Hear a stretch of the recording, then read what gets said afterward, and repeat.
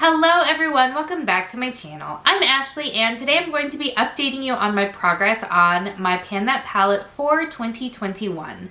It's been a while since I have done a Pan That palette, it's been a while since I've attempted a Pan That palette. This is honestly only the second Pan That palette that I have technically the third. So I attempted to do a Pan That palette in 2018. And then I did an unofficial Pan That palette in 2019 because my 2018 Pan That palette did not go so well. 2020, thank goodness I did not undertake a Pan That palette project, but this year I decided that it was time to revisit the topic of Pan That palette. And the reason that I felt that this was going to be my year is because the Pantastic ladies announced that their theme for the 2021 Pan That palette was tiny pans. So if there are any possible eyeshadow palettes that I can pan, by goodness, this needs to be it because these pans are so small, so small. So before we go ahead and jump into my progress, if you are new, welcome. I am so glad that you decided to click on one of my videos. If you have not yet subscribed, I hope that you will do so. And if you enjoy panning in this video, please go ahead and give it a thumbs up. It lets me know that this is the kind of content that you enjoy seeing and that you want to see more of it. So without further ado, let's go ahead and jump into what I'm panning and how I've been doing. So what I discovered about my palette for this year, this is from Sleek Cosmetics. This is their When the Sun Goes Down palette. And these pans are so tiny, like ridiculously small. And when I initially brought this palette in, I think I'd only used it like once or twice. It was not very much. And I thought that I was going to be able to use this as a standalone palette to build looks and that I would be able to pan it quite easily. As usual, what I expect and what the actuality is are very different things. What I've discovered about this palette is that the shades are either very dark or very lackluster. So for example, this purple shade right here, I've tried so many times to wear it and it just, I mean, even when I try to get a swatch, even though it's really small, like look how just dusty and non-existent that shadow is. So I have found myself struggling a little bit in that regard, and I've already spoken about that, so I'm not continuing to complain or anything, but I'm just letting you know that that is why I don't have pictures of the looks that I've created, because what I will generally do is lay this down as a base of some sort and then put a lot of other stuff over on top of it. So there's not a lot for me to show you as far as looks go. But let's go ahead and talk about each of the shades and how many times I've used them. So one thing that you've probably noticed is that I was able to actually finish off one of the shadows, and that, if you saw my last update, comes as no surprise. That was one of the only two mattes that are in this palette, and it was simply a cream colored matte shade. Used it to set down my eyeshadow base every single day. Went through it no problem. So let's go ahead and talk about all of the rest of the eyeshadows because I don't have pan on anything. So I think what I will try to do is I'll try to insert kind of before and after pictures over here so that you can see the palette as I'm talking about it, and I'm not just continuing to hold it up and take it down and hold it up and take it down, because that can get a little tedious for you guys. So I will just go ahead and put those right there for you. So the first shade in this palette I did use a total of 4 times. It's definitely looking quite disrupted, but it is nowhere near pan. One thing that I did realize in completing out that matte shade in there is that while these pans are very small in circumference, they are a good bit deep. Now, they still don't hold a ton of product overall. I think when I looked at this, it has 2.4 grams, which is about 1.5 standard eyeshadow pans. So it's still not a ton of product, but it does take a minute before you hit pan because it is a little bit deeper. So that is a total of 8 uses on this eyeshadow since introducing this project. The next eyeshadow is the one that I use most often because it is the only other matte in the palette.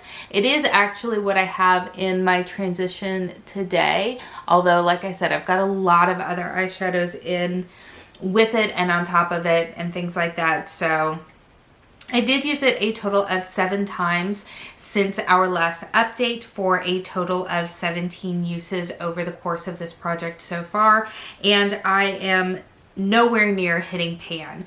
Because it is a deeper shade, I don't need a whole lot of it, so it will probably still be a few months yet before I hit pan. So that is definitely something just to be aware of.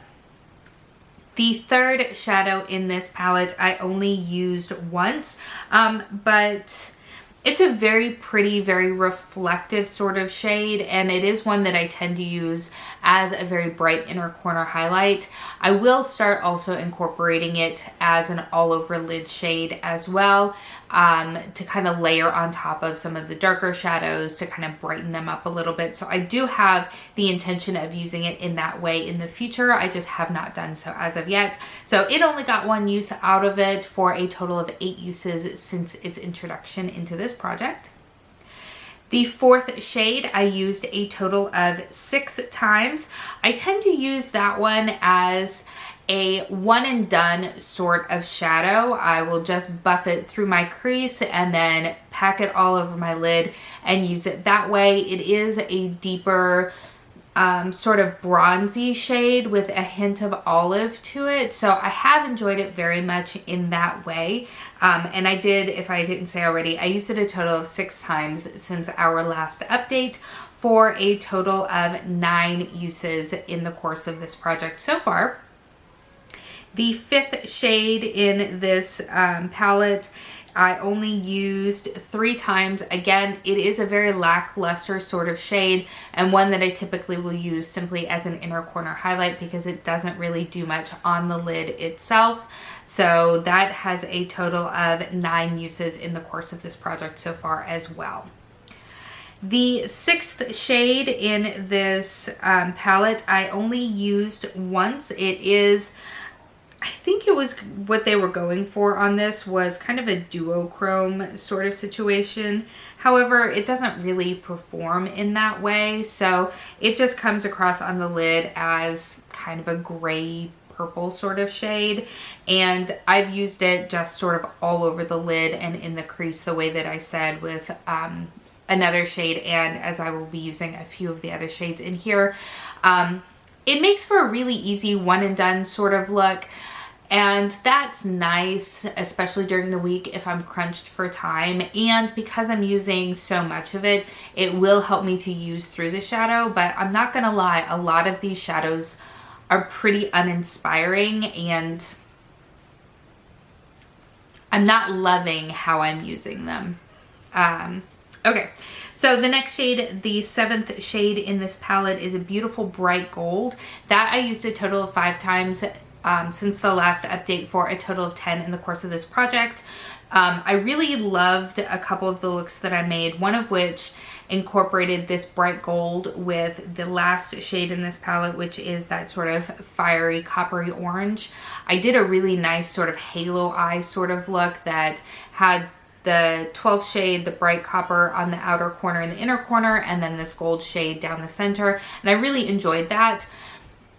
I wasn't able to build it up quite enough to have it be as impactful as I wanted it to be, but I'm definitely going to try that look again and see if I can't take a good picture of it because I think it was really nice, and I think it's one of the few looks that I've created with almost just this palette that I have enjoyed a lot. The 8th shadow in this palette is another one that I use as kind of a one and done all over shadow. I used it a total of 3 times since our last check-in for a total of 4 times over the course of this project so far. The 9th shadow, which is the one that I did go ahead and clear out, was that matte colored cream shade, and that I used a total of 9 times to complete it out, which means that I actually used it a total of 31 times to go from start to finish, which isn't bad at all. I don't foresee, well, it's hard to say because I've got smaller numbers on some other things, but 31 is the number to beat as far as completing one of these eyeshadows. The next shadow is that kind of dusty purpley kind of shade that looks like it would be so wonderful but just does not apply well. That I used twice for a total of 5 times in the course of this project. The 11th shadow, which is kind of a metallic gunmetal gray, I didn't actually use it at all this month, so it's only been used once in the course of this project. And then the 12th shade that I was talking about, that copper shade, I used it once as well for a total of 1 time in the course of this project. So, all right, things have likely changed a little bit because I did have a dead battery. One of these days I will get my life together, I promise you. So I had just finished talking about how many times I'd used each of the shadows in this palette, and I want to make a couple of, I don't know if predictions is the right word, but maybe hopes, hopes for progress for the next update. I would absolutely love to hit pan on maybe 2 shades. I'm hoping that maybe I can hit pan on the purple shade as well as maybe the 4th shade, if I can really sort of focus in on using those regularly as one and done shadows. I think that that could get me to where I want to be as far as hitting some additional pan, because I want to make sure that I am hitting steady pan, because when we do our update next month, we're going to be a quarter of the way. Why did that take me so long to realize that that was a correct statement? Oh, I can't wait till my girls start sleeping through the night. We'll be a quarter of a way through the year, and having only hit pan on 1 shadow makes me very nervous. So if I could hit 2 more pans, I think that would help me feel a little bit more secure about my progress. So that is what I am definitely hoping for. And we also, at the last update, talked about a new product that I was rolling in, which is this little baby right here. There we go. This is just a teeny tiny liquid lipstick from Bobbi Brown.